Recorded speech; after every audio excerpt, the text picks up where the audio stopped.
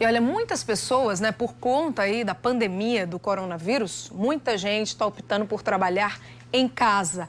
Ou algumas empresas têm feito essa determinação aos profissionais, aos funcionários. A gente está aqui no estúdio ao vivo com o advogado Paulo Vitor Souto, que hoje tem a missão justamente de tirar as nossas dúvidas com relação aos direitos, deveres, né, dessa nova realidade de vários profissionais no estado e no Brasil também. Aliás, no mundo, né, Paulo? Boa noite para você. Boa noite, Linda. Boa noite, telespectador. A gente pode chamar desse trabalho, desse serviço feito por profissionais em casa como teletrabalho, home office? Qual a denominação correta? Linda, a doutrina trabalhista ela diferencia home office de teletrabalho. Entretanto, a gente não pode realmente, num curto espaço de tempo, diferenciar isso. Podemos chamar, sim, o home office ou de teletrabalho. Não há diferenciação na prática do que está acontecendo hoje.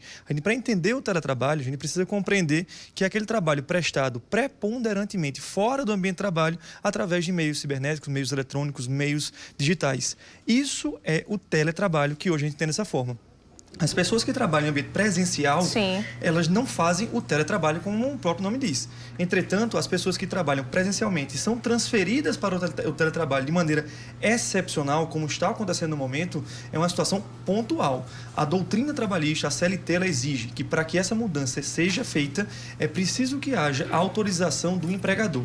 Entretanto, vem se entendendo, dadas as circunstâncias atuais, por uma questão de bom senso, razoabilidade, que as pessoas sejam impostas pessoas que elas de fato trabalhem remotamente através do teletrabalho. Deixa eu convidar o nosso telespectador para participar. Quem tem alguma dúvida sobre esse assunto pode enviar através do nosso WhatsApp. O número está aí, 99332 1212. 99332 1212. Paulo, vou com uma outra pergunta que eu acho que é comum a muitos profissionais. O profissional, quando vai, né, mesmo diante de uma pandemia, mesmo diante de uma situação emergencial como essa que a gente está, o profissional que trabalha em casa, ele acaba tendo um custo a mais, com energia, internet, telefone e outras situações. Nesse caso, como é quem deve arcar com esse valor a mais, com esse custo a mais? Linda, o teletrabalho, ele deve ser arcado pelo empregado no ambiente residencial. Entretanto, a CLT exige que esse tipo de contrato seja pactuado entre o empregado e o empregador por escrito, para que realmente haja a diferenciação de quem vai arcar com eventuais custos. Se por acaso o empregado não tem os equipamentos necessários para desempenhar o teletrabalho remotamente, é preciso que o empregador venha custear isso, venha fornecer um computador, venha fornecer internet, para que ele efetivamente consiga desempenhar esse trabalho. Lembrando uma circunstância, porque o empregador ele pode ter algumas benesses em relação a isso. Primeiro, economizar no ambiente de trabalho. Segundo, ele não é mais obrigado a pagar o vale transporte, porque o vale transporte é um direito assegurado às pessoas que se deslocam por transporte público, casa, trabalho, trabalho, casa. Se a pessoa trabalha remotamente, não tem essa necessidade. Então, assim, a gente sabe que está tratando de uma situação excepcional, muitas vezes não há tempo para essa pactuação, mas é preciso que haja esse acordo, que ambas as partes cheguem a um denominador comum para arcar, para saber quem vai arcar com esses eventuais custos. Bom, alguns telespectadores relataram aqui redução de salário no momento, né, de toda essa paralisação. Eles disseram que os empregadores estão tentando reduzir a jornada e, consequentemente, o salário. Isso é possível? É legal? Isso não. Vigora no direito do trabalho o princípio da irredutibilidade salarial. Então, mesmo uma situação dessa excepcional, o risco do empreendimento, ele é o risco do empregador. Ele não pode transferir esses riscos para o empregado.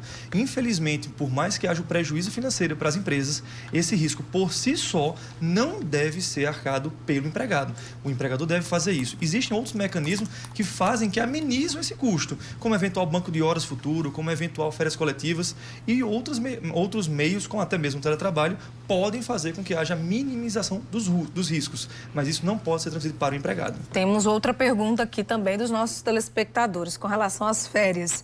É possível que os empregadores queiram dar férias aos empregados para evitar, inclusive, as aglomerações, né, nas empresas. Isso é possível?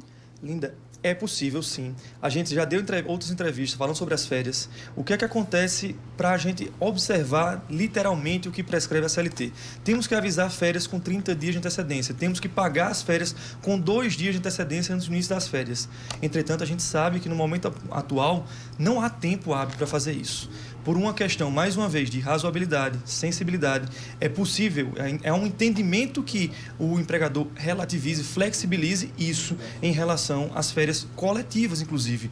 Porque quando há férias coletivas, é necessário que o empregador comunique isso ao sindicato da categoria e ao próprio Ministério do Trabalho e Emprego, para que haja a pactuação, para que haja concordância nesse sentido.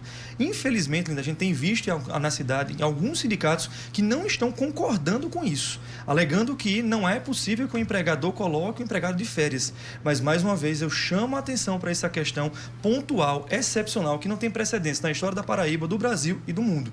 Então, é preciso que haja uma sensibilidade de ambas as partes. É melhor que a pessoa realmente entre de férias agora, para que, posteriormente, ela tenha um empregador ainda que possa pagar o seu salário no futuro. Aí, uma outra pergunta aqui muito interessante. Se a prestação do trabalho foi interrompida, né? E aí o empregador continuar sendo remunerado, né? Ele vai poder exigir, o empregador vai poder exigir do empregado essa compensação de tempo que ele não trabalhou, mas que recebeu em outro momento, futuramente? Sim, Linda, isso é uma previsão do artigo 61 da CLT, parágrafo 3º, salvo engano, que é permitido que o empregador, o patrão que remunera o empregado sem a prestação do trabalho, porque isso ocorreu, a interrupção da prestação do trabalho de forma, por força maior. Quando isso acontece por uma previsão legal, ele pode, posteriormente, exigir, sim, do empregado que ele venha a repor essas horas, com um limite, obviamente, previsto na legislação de 2 horas por dia, no máximo, atingindo a jornada máxima de 10 horas, e, além disso, limitado a 45 dias ao ano. Isso é o que prescreve a própria CLT. Aqui a gente também tem uma pergunta de mais uma telespectadora, a Mila. Nesse caso, ela fala o seguinte, eu acho que você já respondeu essa pergunta, mas eu vou fazer. A Carla Carneiro, ela diz o seguinte: podemos exigir o trabalho remoto mesmo sem autorização do empreendedor? Do empregado. Do empregado, né, eu acho. Ela escreveu aqui errado, mas enfim.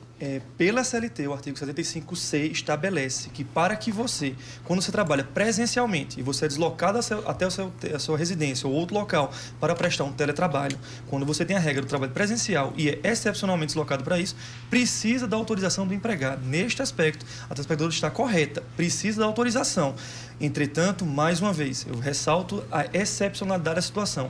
Existem hoje em dia propostas no governo federal para que haja flexibilização dessas normas, para que haja não apenas isso, a questão do teletrabalho sem autorização do empregado, mas também a possibilidade de férias coletivas, independente da vontade da parte contrária, e até mesmo a flexibilização e a possibilidade do banco de horas ser implantado, independentemente de prévio acordo anterior. Ok, Paulo Vitor, obrigada pela sua participação, viu? Obrigado a você, obrigado mais uma vez ao telespectador. Muito bem, obrigada e até a próxima. Boa noite para você.